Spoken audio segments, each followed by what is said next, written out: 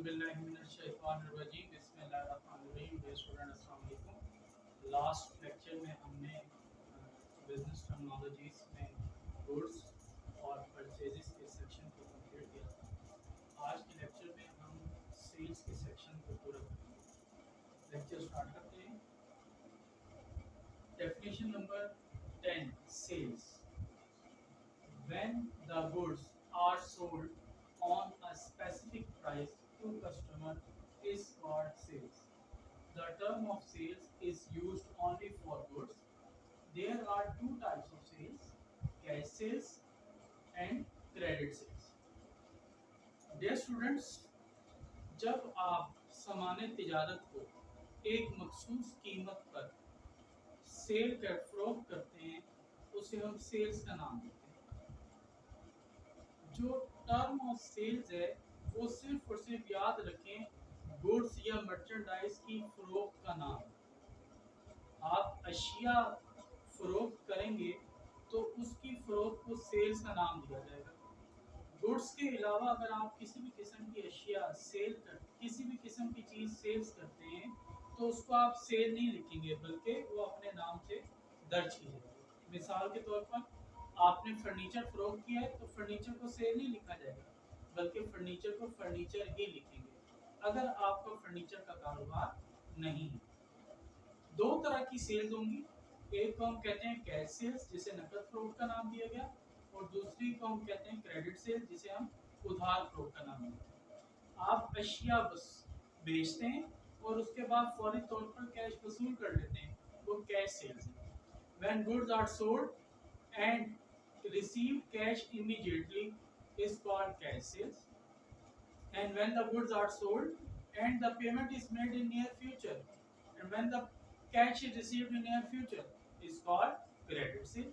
तो जब आप अशिया को तो बेच दें लेकिन उसकी वसूली का वादा मुस्तकबिल में किया जाए, आने वाले कल में किया जाए, तो उसे हम क्रेडिट सेल्स का नाम देंगे। नेक्स्ट डेफिनेशन है sales return.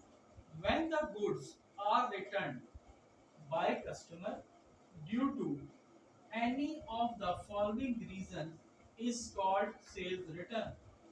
The reasons are defective, damage, not according to sample, or excessive quantity. The and other names of sales return are returned by customer or return in word.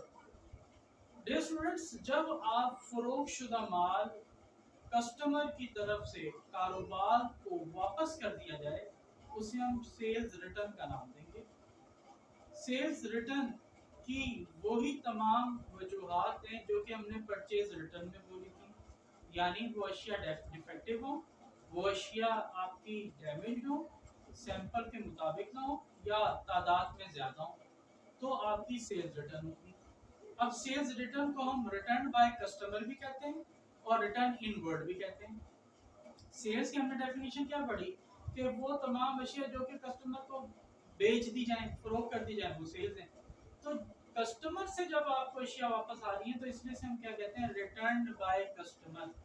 इसे क्या नाम दिया जाएगा, return by customer, customer की तरफ से वापस आ रहा है। तो याद रखें, जब आपकी प्रेपोजिशन बाय या फ्रॉम यूज की जा रही है रिटर्न के साथ, वो सेल्स रिटर्न की निशानी होती है।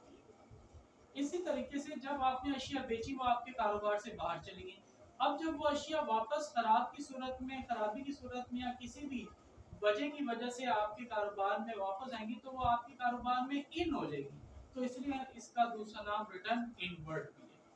ठीक है, नेक्स्ट डेफिनेशन है आपकी sales allowance. The reduction in the price of goods due to any above mentioned reasons after the satisfaction of seller is called sales allowance. It is deducted from sales. Dear student, जिस तरीके से हमने purchases allowances की definition पढ़ी थी कि किसी भी अशिया की कीमत में खराबी किसी भी unsatisfactory circumstances की बुनियाद पर नीचे सेल्स रिटर्न में बताई गई वजूहात की बुनियाद पर अगर किसी भी किस्म की अशिया की कीमत में कमी कर दी जाए तो वो सेल्स अलाउंस कहलाएगी। तो सेल्स अलाउंस क्यों दिया जाएगा, आपकी अशिया खराब हुई है, आपकी अशिया डैमेज है, आपकी अशिया सैंपल के मुताबिक नहीं है, तादाद में ज्यादा है, तो सेलर बायर की बात से मुतफिक होकर उन खराब शुदा, उन डैमेज शुदा, उन नॉट अकॉर्डिंग टू सैंपल शुदा, एक्सेस इन क्वांटिटी शुदा क्वांटिटी कीमत की अशिया की कीमत में कमी कर दे तो वो सेल्स अलाउंस होगा। इसलिए सेल्स अलाउंस को हम सेल्स की रकम में से माइनस करते हैं। नेक्स्ट डेफिनेशन है आपकी सेल डिस्काउंट। एनी कंसेशन, किसी भी किस्म की रियायत और डिडक्शन कमी given by seller to its customer on the sale of goods is called sales discount. It is also deducted from the sales. किसी भी किस्म की कमी या रियायत जो कारोबार की तरफ से अपने कस्टमर को दी जाए अशिया की फरोख्त की सूरत में, उसे हम सेल डिस्काउंट का नाम देंगे। तो सेल डिस्काउंट जो है वो अशिया की फरोख्त पे दिया जाता है फेवरेबल सर्कमस्टांसेस में कस्टमर को due to custom of trade. तो ये भी आपकी सेल्स की कीमत में से माइनस होगा। तो अगर हम नेट सेल मालूम करना चाहें तो फिर फार्मूला आपका होगा net sales is equal to gross sales minus sales return and allowances minus sales discount. Dear students, इस लेक्चर के अंदर हमने सेल्स के सेक्शन को कंप्लीट किया जिसके अंदर हमने सेल्स की डेफिनेशन देखी, सेल्स रिटर्न और उसकी रीजंस को पढ़ा, सेल्स अलाउंस को पढ़ा और सेल्स डिस्काउंट को पढ़ा। इंशाल्लाह नेक्स्ट लेक्चर के अंदर हम एसेट्स और लायबिलिटीज के पोर्शन को कंप्लीट करेंगे। मुझे उम्मीद है आपको आज का लेक्चर समझ आया होगा। इंशाल्लाह नेक्स्ट लेक्चर में दोबारा हाजिर होऊंगा। मेरे चैनल को सब्सक्राइब करें, शेयर करें और मैक्सिमम जितना भी इससे बेनिफिट हासिल कर सकते हैं आप करें। अल्लाह ताला हम सबका आमीन हासिल हो। अल्लाह हाफ़िज़।